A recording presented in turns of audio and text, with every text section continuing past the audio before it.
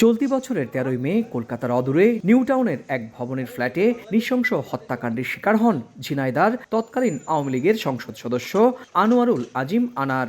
প্রথমবারের মতো ভারতের মাটিতে বাংলাদেশের কোনো নির্বাচিত জনপ্রতিনিধি খুন হওয়ায় এই ঘটনায় তদন্তের দায়িত্ব পড়ে কলকাতার স্পেশাল টাস্কফোর্স ও গোয়েন্দা সংস্থার ওপর। তদন্ত নেমে এক সপ্তাহ পরই ওই ভবনের সেপটিক ট্যাঙ্ক থেকে বেশ কিছু মাংসপিণ্ড উদ্ধার করা হয়। দক্ষিণ ২৪ পরগনার বাগজোলা খাল থেকেও মাংসপিণ্ডের খোঁজ পান গোয়েন্দারা।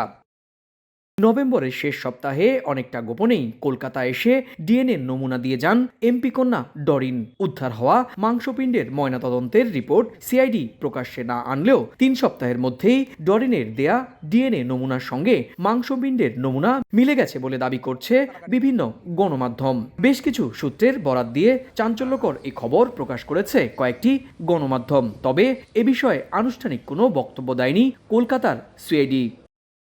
এ বিষয়ে নিহত এমপি আনারের পরিবারের সঙ্গে যোগাযোগ করা হলে তারা জানায়, ডিএনএ নমুনা দিতে নভেম্বরের শেষ সপ্তাহে আনারের ছোট মেয়ে ডরিন কলকাতায় গিয়েছিলেন।